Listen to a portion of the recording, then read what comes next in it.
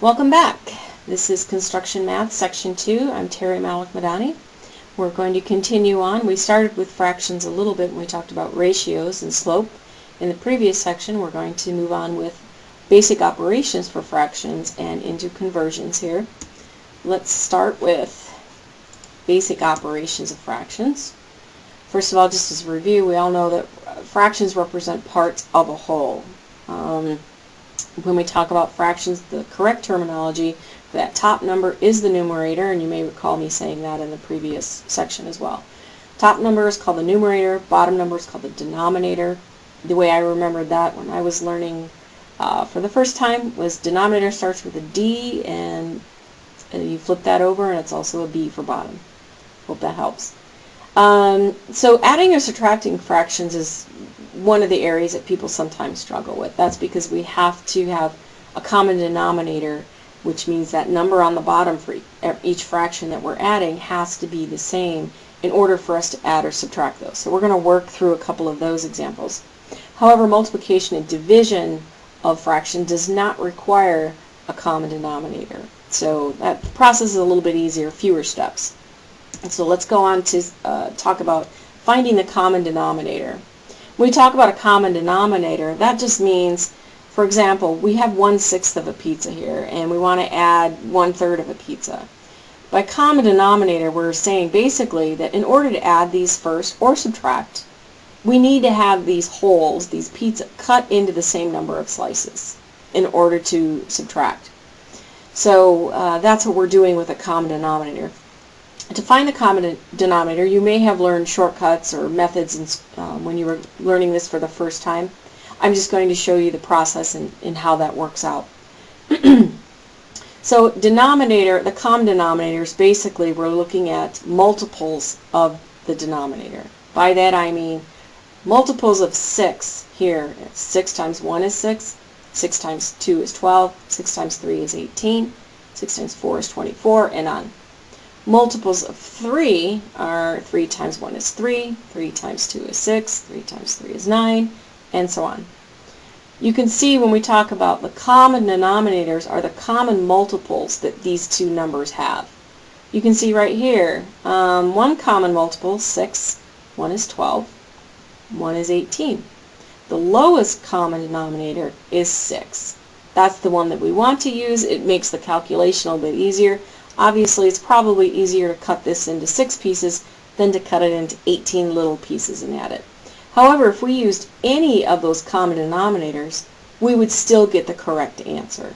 Okay? So as long as they're common, we will get the right answer. But we generally want to try to use the lowest common denominator. So I hope that visual helps out a little bit. Here again, I show that now we have 1/6. We still have that same piece of pizza, which was 1/3, but we've now cut it into 6 pieces, as I said, giving us this common denominator. What was 1/3 of a pizza before, when it was cut into just 3 pieces, once we cut it into 6, now we have, well, it's 2/6. You can see there's 2 pieces there. So now we can add or subtract this. 1/6 plus 2/6 equals 3/6. Which, as you can see here, is also the same as 1/2. This can reduce down to 1/2. But to show you, as I said, the denominator, as long as it's the same, will give you the correct answer. We can also use 18. If we use 18 as a common denominator, that little 1/6 of a pizza, if we cut this into 18 slices, that little chunk now becomes 3/18 instead of 1/6. And then doing the same on this one to give that the common denominator. What was once 1/3 and here was 2/6, now that's 6/18. Okay? But now at least we can add them and we get 9/18. Still, we have not changed the quantity, the amount. We're still dealing with half a pizza.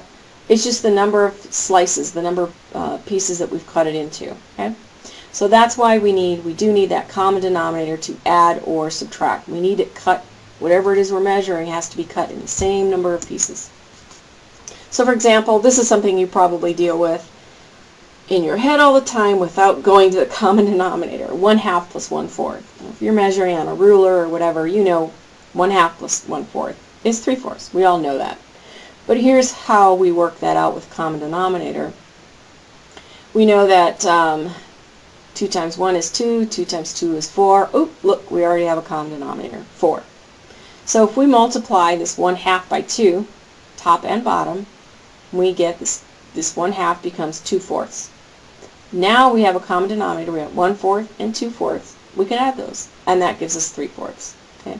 Again, something you do all the time without moving to the common denominator, but this is just to help you remember or review that concept for when you have fractions that are a little bit more complicated and not as easy to see. So as you can see here, we're subtracting the same fractions, 1/2, 1/4. We're doing the same thing in terms of common denominator, which we said we're going to go with 4. So we convert the 1/2 into 2/4, and we subtract 1/4 from 2/4, giving us 1/4.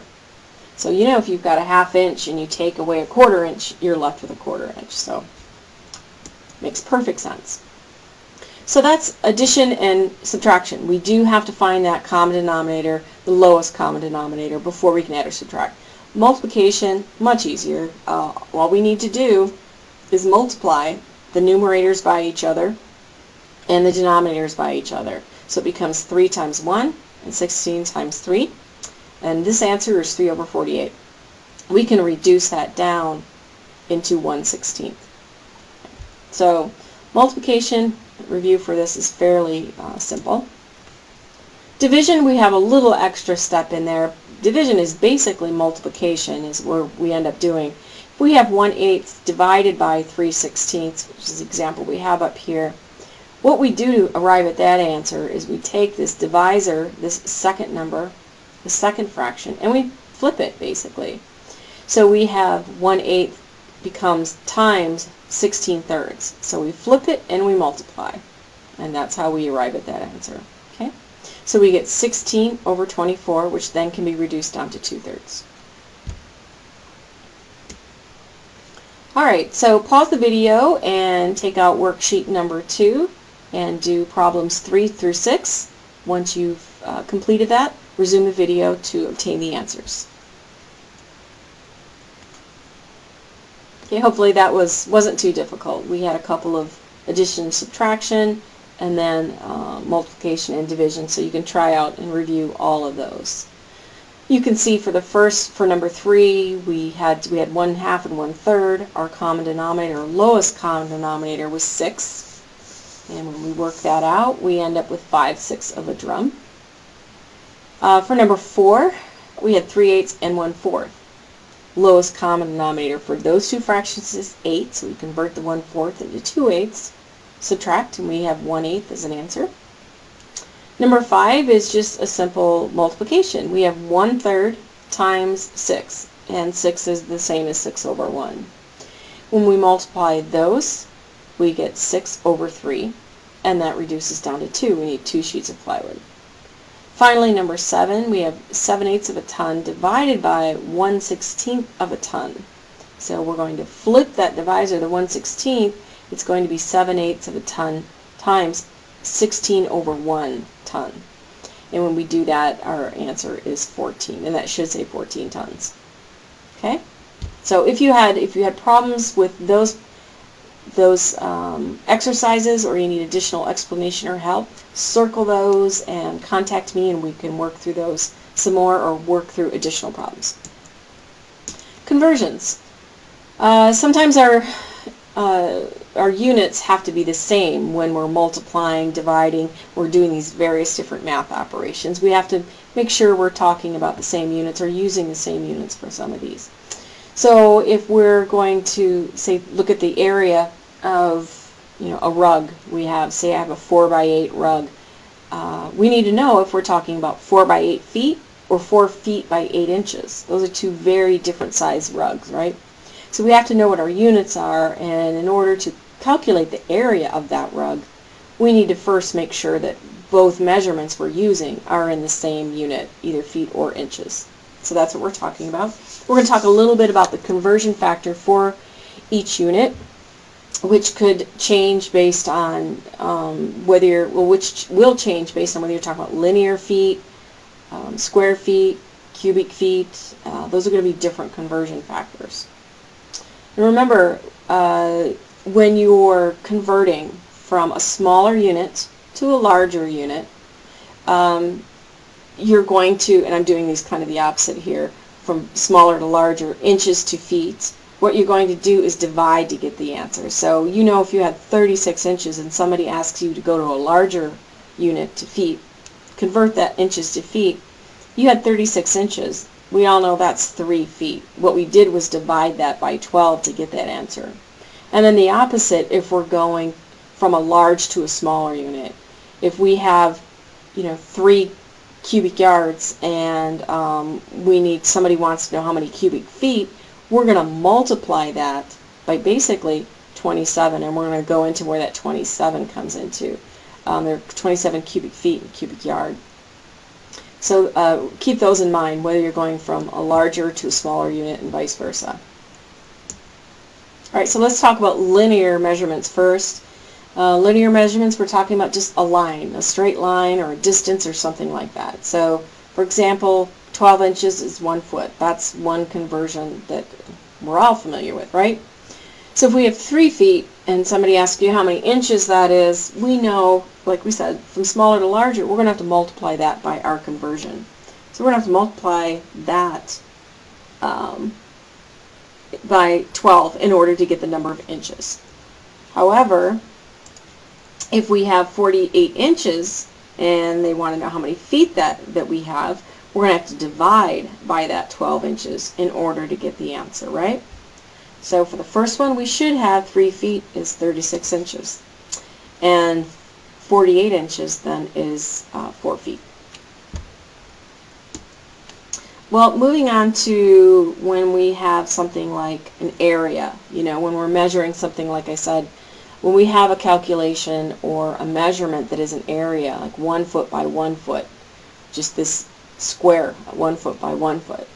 If we need to convert this, and this is called a square foot, if we need to convert this square foot into square inches, we're not talking about, 12 inches equal a foot. We're not using 12 as our conversion factor anymore, because we need to know how many inches, how many square inches are in a square foot. That's our conversion factor. And as you can see, we have 12 inches in a linear foot, 12 inches this way. We multiply that out, or you want to count these cubes, you're going to have how many inches, square inches, in a square foot. 12 times 12 is 144. Okay? So that's going to be your conversion factor. Taking that one step further with another dimension, when you have cubes or cubic inches, cubic yards, cubic feet, however you want to, whatever conversion you're asked to complete, you just have that one more dimension. So if we're talking about each one of these sides is 1 yard, and somebody says, we've got 1 cubic yard box. How many cubic feet are in that? Well, we've got 3 feet along each one of these linear distances. Okay, so when we multiply the 3 feet by 3 feet by 3 feet, 3 times 3 times 3, that's 27. You can count all the boxes in here. You'll see there are 27 boxes, 1 foot, basically cubic boxes in there. So we have 27 cubic feet in 1 cubic yard. And that, moving that on to any kind of dimension and any type of conversion, when you get to squared dimensions and cubic, that's how you look at those. Just to give you a visual to help you understand the concept there. Okay, so converting fractions to decimals. We did talk about this briefly before. Just a quick review then. Remember, a fraction is the same as division, basically. 1 over 2 is the same as saying 1 divided by 2. When you divide that out on your calculator or in your head, the decimal is 0.5. So if I had a number that was 1 and 1/2, that's 1. You keep the whole number out there, and then you divide the 1/2 out, which is 0.5. So 1 and 1/2 is 1.5. Okay? So that's converting 1 and 1/2 fraction into a decimal. 1/5 is the same as 0.2. So if we say 2 and 1/5, that's going to be 2.20, and so on. All right? It's a little bit of a review. I know we've talked about this.